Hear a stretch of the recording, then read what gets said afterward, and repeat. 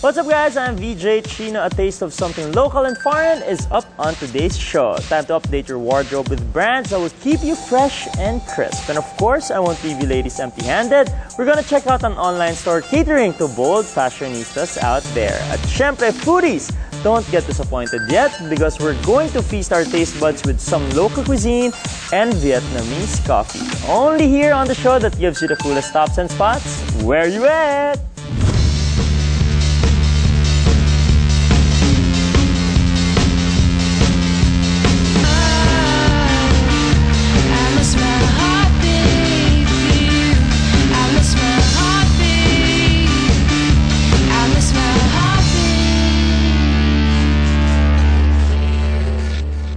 I'm here right now in my hometown, Alabang. What? Check out a store that's all about pride, unity, strength, and of course, style. This is Tiga South.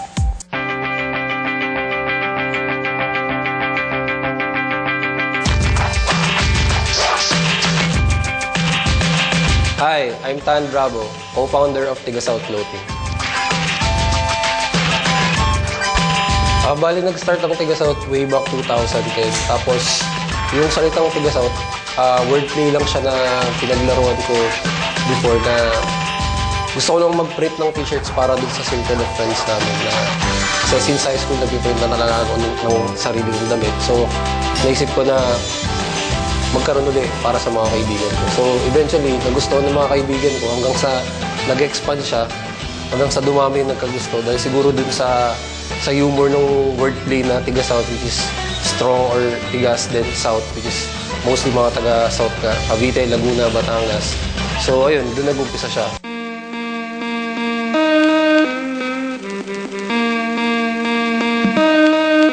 Now, let's talk about your designs. Ano naman yung inspirations nyo when it comes to...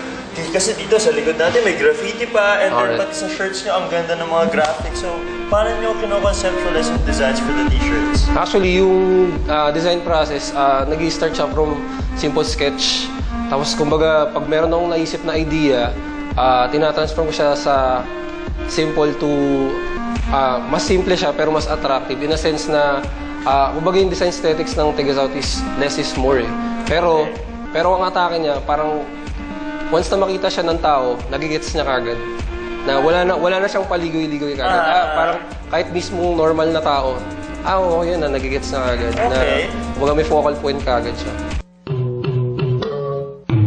Meron ba kayong mga collaborations naman with maybe mga yun nga, artists na sinasabi mo kanina? Actually, nag-start ang TS, unang collaboration namin is with Paramita. Nice! Which is sobrang okay kasi naging 4 na series siya eh. Nag-start siya ng September hanggang natapos siya ng January. Kasi since day 1 naman, ang Tiga South, suporta talaga sa mga local artists natin. That's good. So, grateful din yung Tiga South kasi simula nung nag-collaborate siya sa Paramita, mas lalong na naging aware yung mga tao sa brand. Then, nakipag-collab din kami sa mga local artists katulad ni Nemo ng Pilipinas Streetland. Kay Rai Cruz ng street art, mga street artists din from Las Piñas. So mostly talaga, yung mga collaborations namin talaga, local talaga. Alright, now other brands that you guys carry dito sa store ninyo? Actually, parating pa lang yung mga brands na magko-consign sa amin katulad ng Greatest of All Time, GOAT, tapos Rise of Brutality, then yun, Draven, then yung recently lang, Modern Junks and Artifacts, mga resin pipes na 100% handmade. So talagang locally crafted siya, pero premium quality. Pero at the same time, kaya pa rin siyang bilhin. Alright, so kita nyo, palaki ng palaki yung store nila. Dami pumapasok na mga magko-consign. Actually, isa yun sa mga siguro yun yung isa sa dahilan kaya nagustuhan ng mga tao yung brand. Kasi parang nagkaroon sila ng pride na maging proud kung saan sila galing. Which is, yun nga, pag galing kang South, which is technically parang inisip nila napakalayo. Kasi katulad ko, madalas akong dumadayo ng Cubao X sa Norte para maka-experience ng music sa live art. So parang naisip ko, bakit di namin dalhin dito sa South? Kasi marami namang potential yung lugar. At the same time, maraming tao na nakita na mas masarap mag-enjoy dito sa South.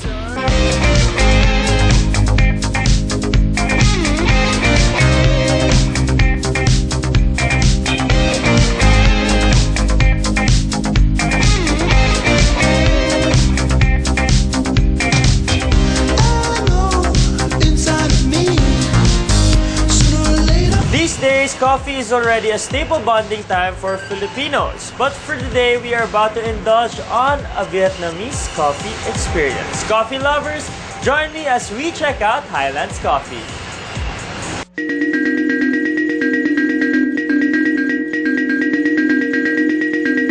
Highlands Coffee started in 2002 by a humble family that brought what they learned from the States and localized it in Vietnam. So this was David Thai, who actually get their beans from Vietnam, which are hand-picked, so as all the beans are of the same size. With Highlands Coffee, they're all the same size, so when they cook it, it's blended perfectly. So it's cooked perfectly, roasted perfectly.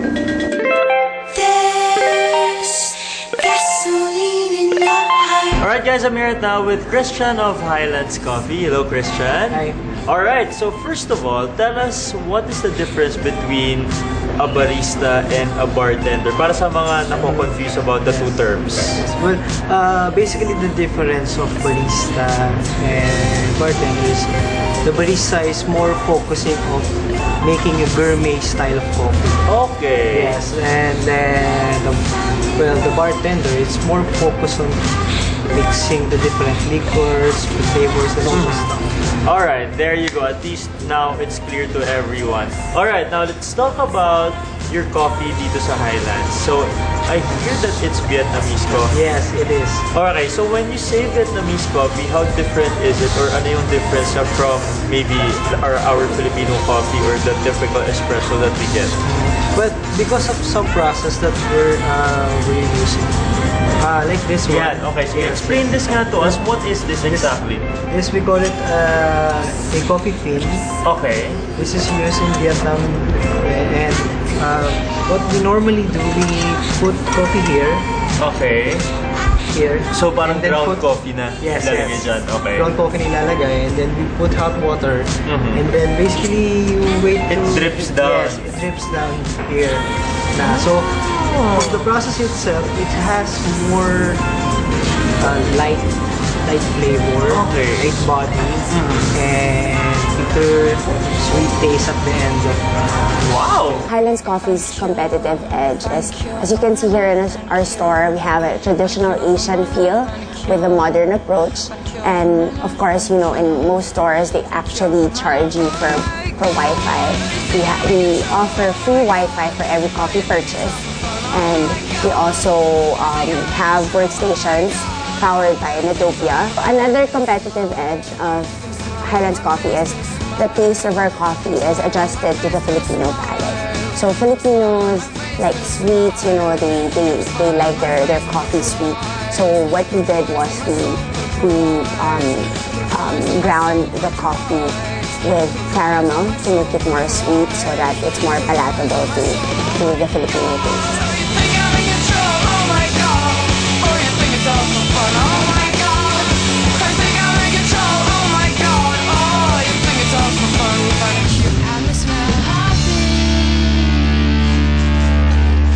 Ang init ng araw, buti ka pa maputi pa rin. Oh, too dark. More lights. Next. Wow, ang puti. So bright. Oh, walang ilaw muna. Beautiful. Try this! Black and White Intensive Whitening Lotion. It has 5-in-1 whitening benefits with SPF 24 to protect from the sun. For beautiful whiter skin, even under the sun. Black and White Intensive Whitening Lotion. The taste of real chocolate, smooth caramel, and crunchy crispies. Bang Bang Real Chocolate, unstoppable enjoyment. In the finals, it's Villar versus the champion. Villar's got his game face on. What's the champ wiping from his face? Whoa! Is that oil from his face? New Master Oil Control Max now with Cooling Zero Oil that helps you control oil for up to 8 hours. Go beyond soap. Win the battle against oil.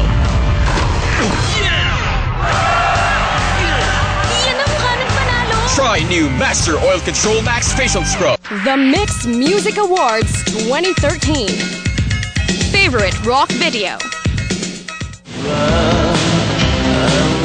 Amats, Rico Blanco, director Marla Ancheta and Rico Blanco.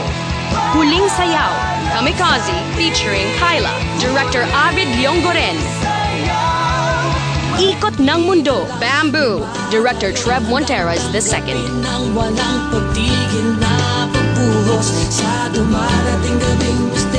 Reverend's Daughter, Typecast, director Pedrin Lopez. Sandata, Wolfgang, director Miguel Olfindo.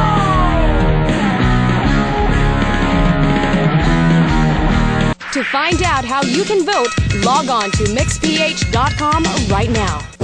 Buggy, try new Vaseline Men Face Wash with Glacial Clay. Removes deep down oil and reveals fairer skin. The more you use it, pare, mas kita ang results. Wow! Mr. Buggy.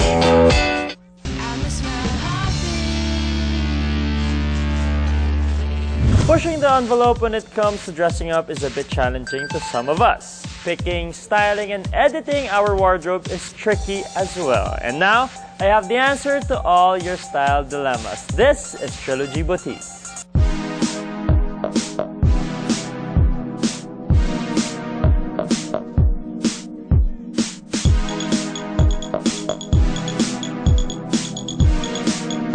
Hey everybody, my name is Casey Montero and welcome to Trilogy Boutique, where I happen to be one of the part owners. Come on, let's take a look around.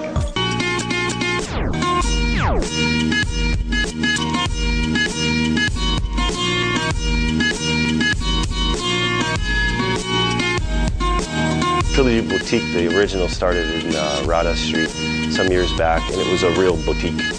Now we've expanded to Trilogy Boutique, the Superstore.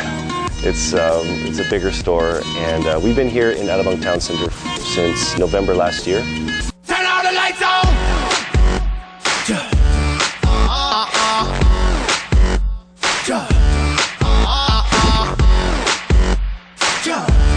Have you really been into retail ever since before? Because we all know you as a TV personality, but we don't know you as a businessman. Yeah, I did dabble in TV for a while, and this is one place. But retail, I've never really been involved in retail. I was more of like a PR or social media kind of guy. My partners are retailers. We have partners who are in bands, partners who, well, the original owner of Trilogy Boutique, and then another one of my partners has really big companies. Guess, So they really know what they're doing. Yeah? So they know what they're doing. I'm more of this guy. All the right. guy that talks and the guy that pushes stuff.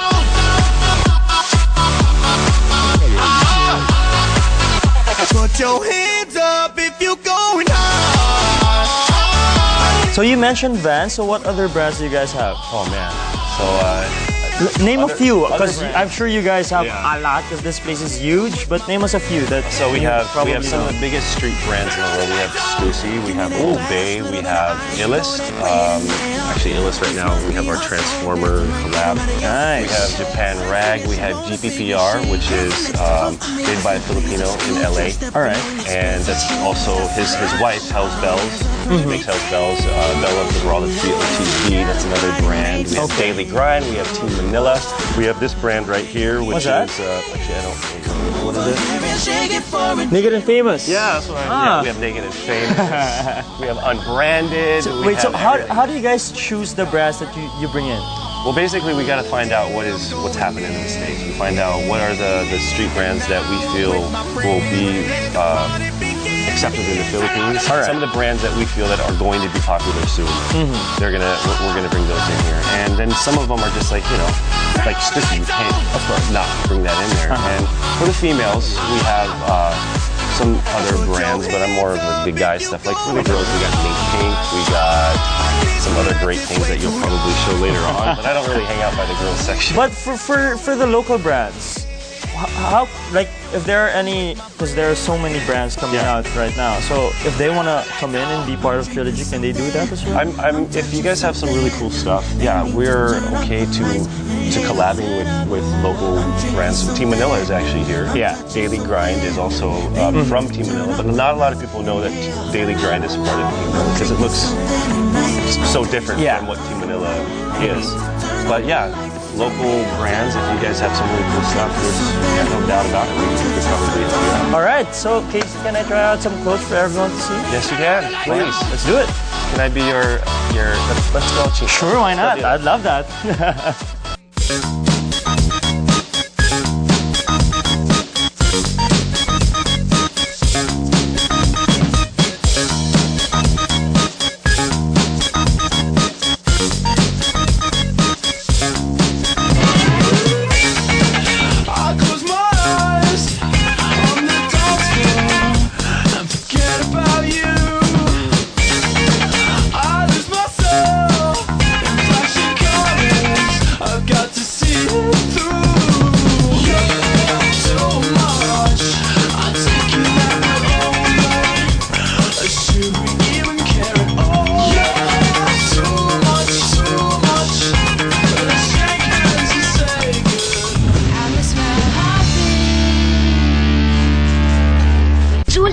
Picture tayo!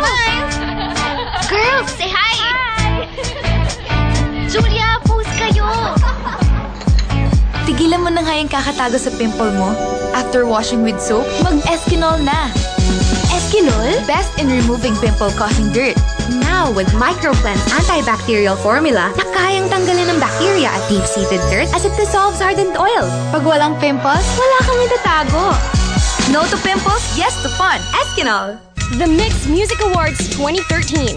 Let us know who your favorites are on MyxPH.com. Register and go to the Myx Music Awards microsite and vote. On Facebook, like the official Myx fan page, click on the Myx Music Awards Facebook app and vote. And on Twitter, use the hashtag MMA2013 followed by I am voting for your choice for the category. Voting ends March 17. Log on to MyxPH.com right now for more info. The Myx Music Awards 2013. Totally awesome. Only from Myx. Your choice, your music. In the finals, it's Villar versus the champion. Villar's got his game face on. What's the champ wiping from his face? Whoa! Is that oil from his face? New Master Oil Control Max now with Cooling Zero Oil that helps you control oil for up to 8 hours. Go beyond soap.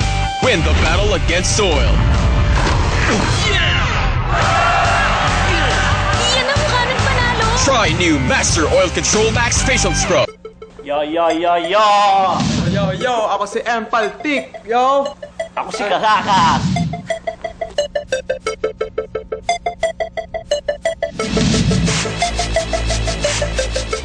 Yo, kilala niyo ba yung aming main man? Yo! Glock! Kilala niyo ba si Glock, yo? Glock! Glock!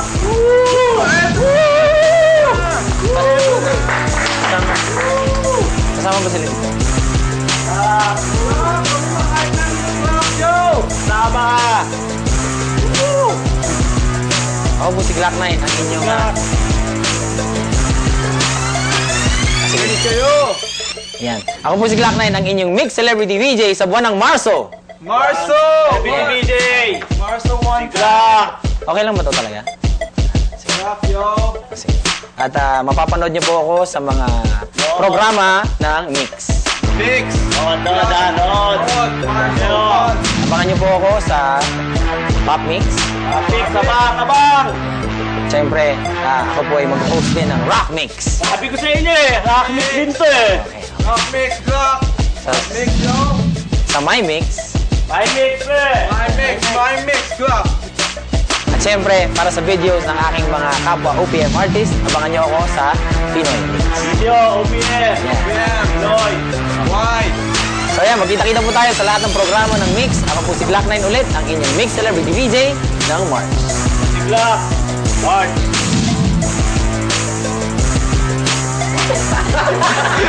Kasama ka ba dito? Go, Glock! Dito! Glock! Pogi, try new Vaseline Men Face Wash with Glacial Clay. Removes deep down oil and reveals fairer skin. The more you use it, pare, mas kita ang results. Wow! Mr. Pogi.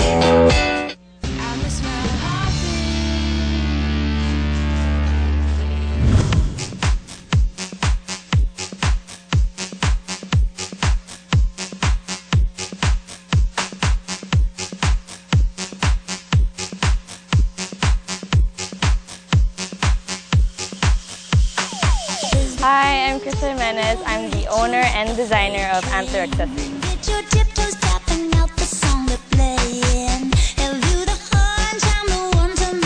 Antler started out as an idea 2010, and then I launched it 2011, and then it was a big hit. I got good feedback, and so I continued to take on with that project, and it became Antler Accessories. I made a fictional character in my mind, and I wanted her to be an inspiration for tastemakers, fashionistas, and everyday people. So I created this edgy girl that could wear any accessories.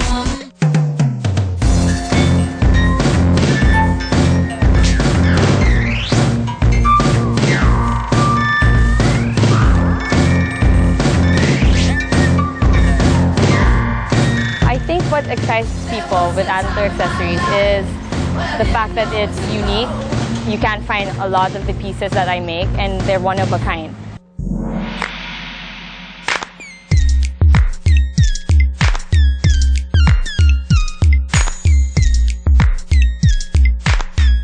I look around, I get inspiration from nature, from everyday things I see. Like when I walk around, read books, I get some details. I see details like from buildings, lines, and then I incorporate that onto my pieces. But don't take it as an open invitation to try. 'Cause I'm just hoping this time that it's all in my mind. I won't find that I customize designs, and I also do collections. But if there are requests, I'm open to making pieces. I don't wanna be your shadow, sadness taking away the sun. And you can call me a fool, but I just wanna see my baby smile. What's up, foodies? Are you tired of the usual urban dining experience? Well, it's time to get away from Manila's hustle and bustle and enjoy homegrown Filipino cuisine right here at Chef Tato's.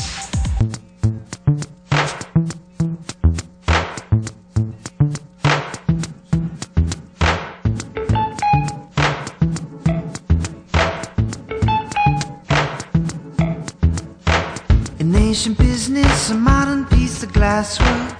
Down on the corner that you walk each day in passing, the elderly says, "Clerk won't ask with." Alright guys, I'm here now with Chef Tatum. Chef? Hello, welcome. Thank you very much for having us. Sobrang ganda ng place niyo dito. Thank you. Alright, so first of all, when did you realize that you really love food and gusto mo mag-start na maging chef? Actually, I started cooking really young, siguro mga 6 years old, 7 years old. Nasa kusina ako palagi. I'd always be in the kitchen while all my cousins, my brothers would be playing around. Ako nasa kusina helping my lola, preparing the sinigang, parang preparing the karakere. So parang that's how I grew up na the consciousness of the kitchen.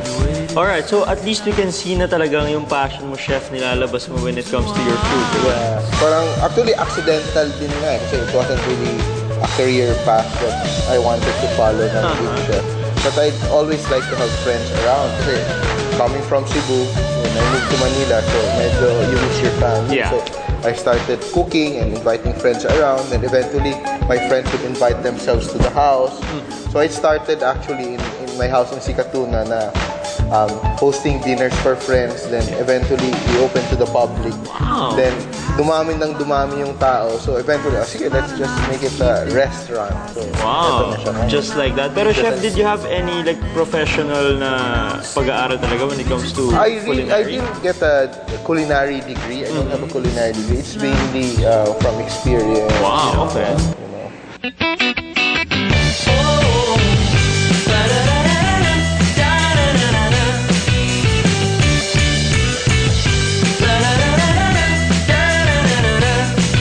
What was your inspiration behind the dishes that we have in front of us? I want to be very clear. Now, I'm not a fusion chef, so it's not like I have a Filipino dish na there's a Thai influence. It's mainly Filipino. We're using Filipino ingredients, Filipino cooking techniques. Filipino cuisine is actually very regional, and that's what we try to bring here. So it's like a hodgepodge of things from north to south of the Philippines. Alright, so we'll get everything from talagang apari hanggang hulo. More or less, yes. Alright, sige chef. Now, let's talk about the food. Naamoy ko na siya and I'm getting really excited to try it out. Pero pigilin ko muna sarili ko. Alright, so where do we start, chef? We have our appetizer. It's the shrimp and vegetable okoy. So it's just a fritter, di ba? Like in Japan, it's always the tempura. And we like textures, like crunchy, we like all that. Then if you go around the Philippines, there are different versions of the okoy. Some are really mushy, some are crunchy, some are that. And this is our version. It's basically sweet potato, mungo sprouts, and shrimp. And it's really light and very crispy. Wow, perfect way to start everything off. Alright, now moving to the next one, chef. This one's a dish. We had really great reviews. This is a grilled tindara. Local cod with coconut sauce. This is a version of a dish my grandmother used to prepare, especially in parties. Okay, next one. We have this one's a palabok negra. Instead of using the usual achuete sauce, we use the squid ink. So it's very classic. This is the things we do. We try to be creative. Like we try to think outside of the box, but sometimes people forget that there's a box in the first place, and sometimes you lose context of your own metaphors. So in creating this dish, we were very sure that we are using ingredients that are available in the Philippines, like squid ink. We export a lot of squid, really good quality squid. These ones are, kasi I grew up in Cebu also, diba? The lechon, Cebu is known for the lechon. Oh yes. So this is my version of like a gourmet lechon. So it's roasted for 6 hours, slow roasted over a bed of garlic and lemongrass. So it's like, it looks firm, but when you eat it, it really like melts in your mouth. Oh yes. And it has a honey glaze, so just the balance of it's salt cured, so medyo like bacony and it's cooked in pugon, so there's a smoky flavor. And these two desserts, these are really good. We have the warm chocolate chocolate cake. So it's a really very moist chocolate cake with chocolate sauce, and it's topped with chocolate. This is really crazy. Looks like it. Yeah. It's very light. It's not so sweet. So a lot of people really come back with it. Alright. And this dish, this is our pandan pichi with melted leche flan and queso de bola. This was named one of the best desserts for 2012 by the Inquirer, and desserts comes first. So this is really very popular. People just come here for that. So.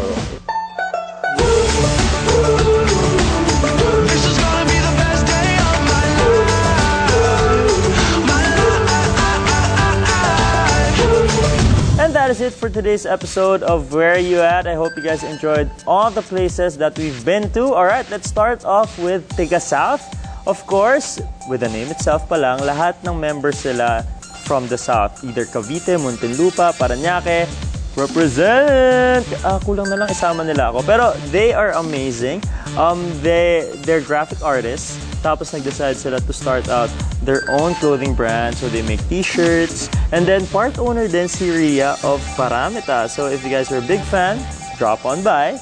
And next up, we checked out Highlands Coffee. So if you guys are into caffeine and coffee, that is the place for you. And syempre, marami dyan busy when it comes to school and work. And what's nice about their place is that aside from the great coffee that they have, they also have 2 computers or workstations where if you guys have to do something and you left your laptop or iPad at home, pwede nyo gamitin yung laptop nila, yung computers nila for free. And they have internet access, so go for it. Next up, we have Trilogy Boutique. That's not really a boutique right now kasi sobrang laki na ng store nila here in Alabang Town Center. And it's amazing if you guys are into the whole urban streetwear lifestyle, then this is the place